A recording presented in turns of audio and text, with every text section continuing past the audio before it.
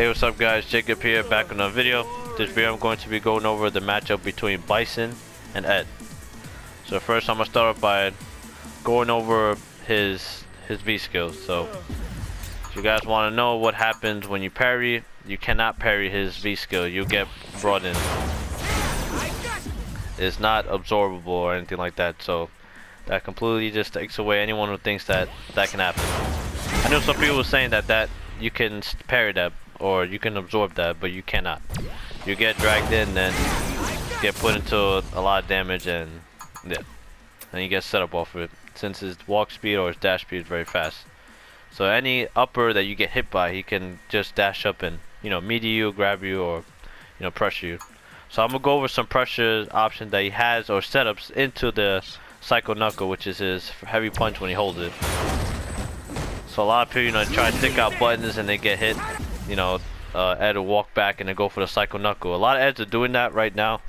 I mean, they're not like, no one's really stopping them right now, so they're gonna keep doing it until people start stopping them. He can obviously press a button. If in between that, if you see that you're trying to stick out a button, he can whiff punish you for trying to expect him to throw the Psycho Knuckle. But if he's going for that, Ed is doing that. You have certain options. An easy option is to go for just sweep.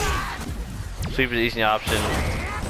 You can dash up, but that's really, if an Ed is really just like autopilot into doing it, then maybe you could dash up. But there are two options that you can go for. Go for the Psycho Axe into a setup, or you can go for the sweep, and it causes a hard knockdown. And you push your opponent to the corner and start pressure. Alright, so a quick thing I want to go over is that, just in case for players, that don't know, Ed has 3 frames. So when you do the Psycho Axe, which is +1, make sure that you are using your light kick to, I mean, you don't have to, but it's to stop him from being able to check you with his light kick. He has 3 frames, so once you start conditioning him, and make him stop pressing buttons, you go into here, and you go either from the light one, or you go into heavy to get more plus frames. There's +1 on block the heavy one, so you got setups into that, depending on what you do. So yeah, you can mix it up, but after you see that you condition your opponent, then you go for like more stuff. Try to get more plus frames on him and more pressure. And when Bison's getting the groove on, that's when you see a lot of players blocking a lot. That's when the Bison player has established and conditioned his opponent to stop pressing buttons, and it looks very bad. Or you see his opponent blocking and a lot of chip. It looks, yeah. That's where you like being Bison. That's when you like being Bison, when you're in that state. Just completely, putting your opponent on the floor. Yeah. Alright. So another thing I want to go over is his DP. So his DP has a lot of startup. So let me go over that. His DP has 13 frames of startup. A lot of DPs are 3 frame startup. Most DPs are 3 frame startup. His is 13 frames. So what that means is that you can meaty jab or do something fast enough on his wake up and still recover in time to block the DP. Let me show you. So you knock him down. You can throw a button out and block the DP because it has a lot of startup. So you could do a jab and then be able to block and punish him.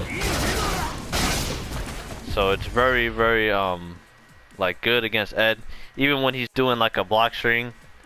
And let me just show you the certain block string I set up. So when he goes for the heavy kick, which is punish while block, think of it as like Nakali's heavy kick. So Nakali's heavy kick is almost the same thing as Ed's. Ed's a little more, I think pushes forward a little more, but it's still the same. It's punishable as -4. But if you don't punish it, then he can, or you're not in the right range and you try to punish it or pressure him, he can DP you. But you see there, if he does it close enough and you block it, you can punish him.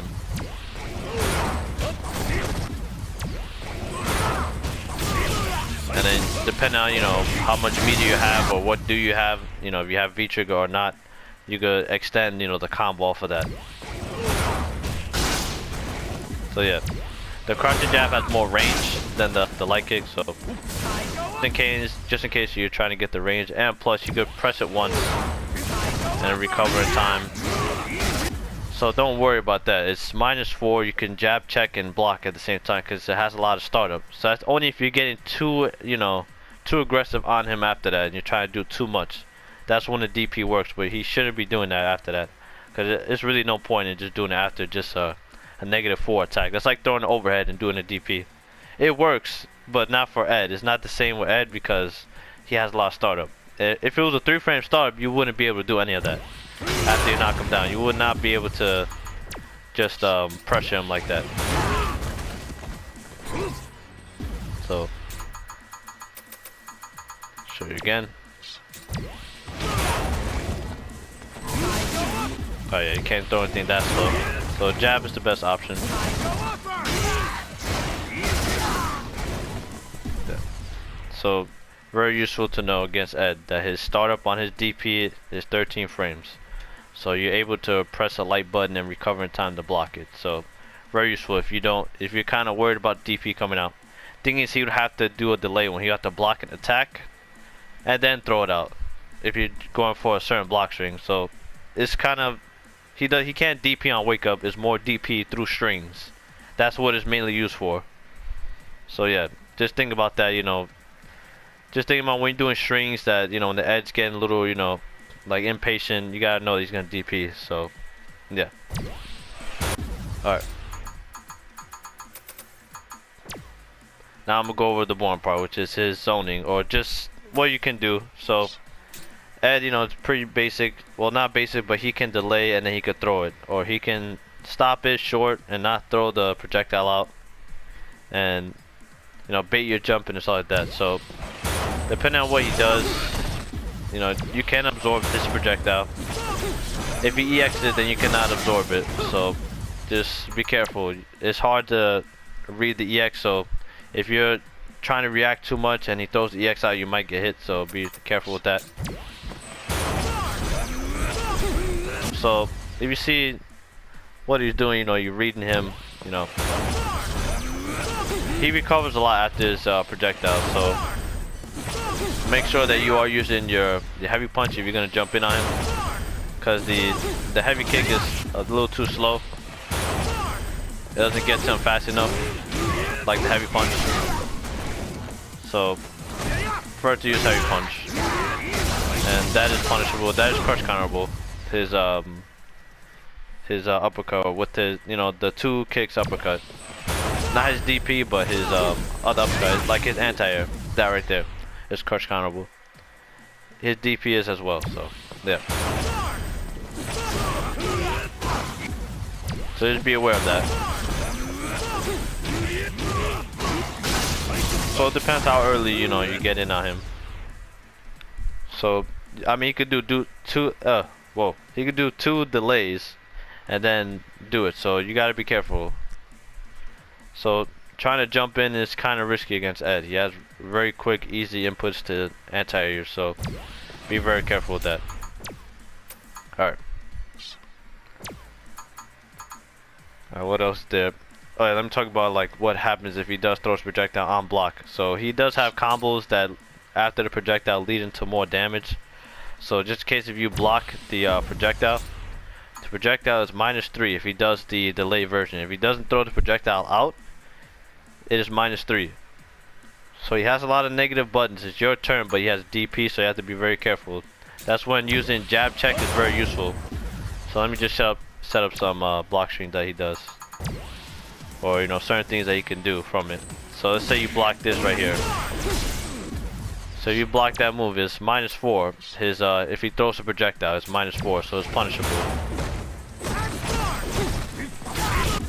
So you might have to use crouching jab. Push you back really far though. Yeah, it's -4, but push you back pretty far. If he does that block string, it pushes you back pretty far, so that kind of sucks. So you can't really punish it, but you can jab check him anyways. Because if he does throw a DP out, you'll be able to recover after it. So let me just set that up, like him DPing. Hold on.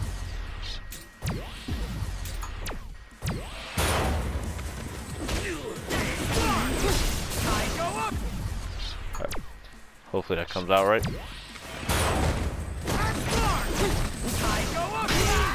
yeah, that wouldn't even reach anyway, so it just pushes you back. It is -4 though, so you could pressure him. Just that doing something like a Psycho Axe from that distance will cause you, if he does throw DP, it will hit you. So it's kind of risk for both of them. So I mean, if you're feeling that he's not gonna DP, you can't throw it out. It is -4, so you can pressure him, but make sure, you know, if you're throwing out something that's very risky, too slow, that DP will hit you. So that's a risk you're taking. Alright. Alright, did I go over everything already? That's weird. Alright, so for his V skill, you can jump in on it if you want to avoid it. You know, if you want to avoid, you could jump in. But he has the air one, so you can't really tell. So it's kind of like a 50-50. Think of it as like Birdie's chain. The problem is that even though if he throws the, you know, the air version of the air whatever, he is punishable if you just stood there. So it is better than Birdie's chain, a lot better, because even if he throws the regular one out, it's not minus on block. He reels you in and he's plus.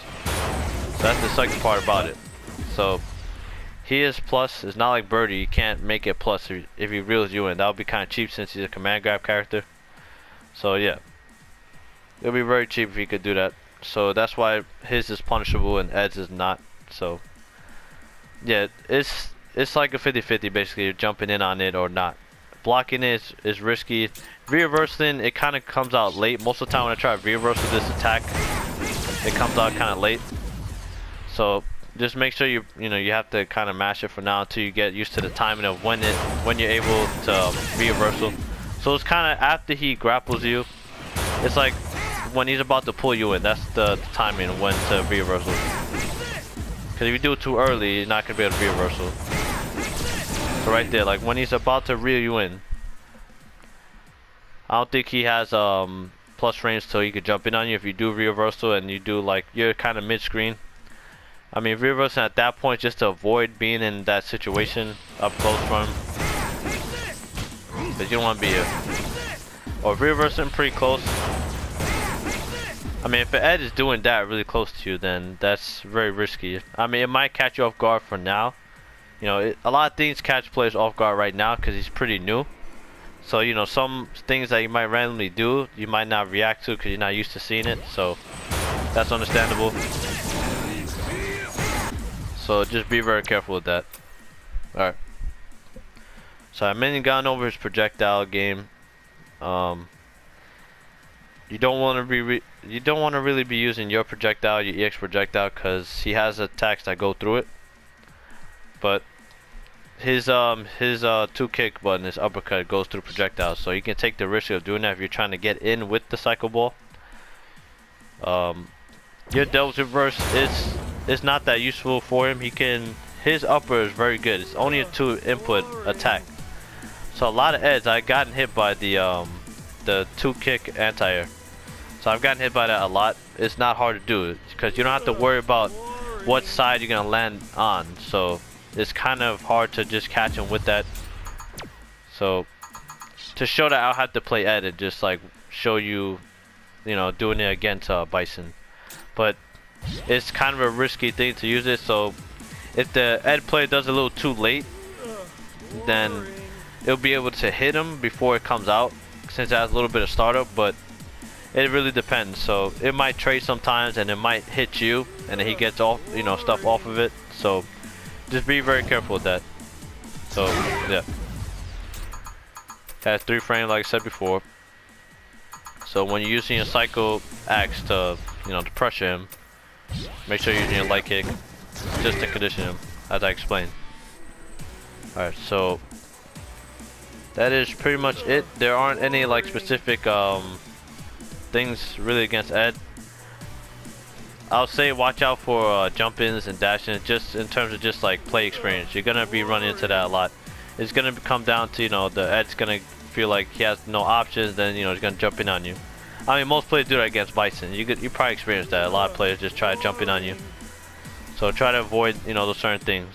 And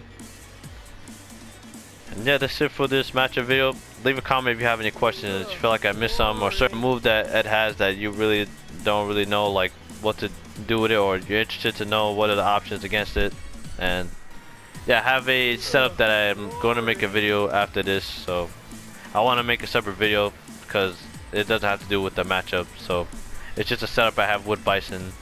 So I'm gonna show you that after this video. So it might come out faster than this video. So yeah, just letting you guys know now.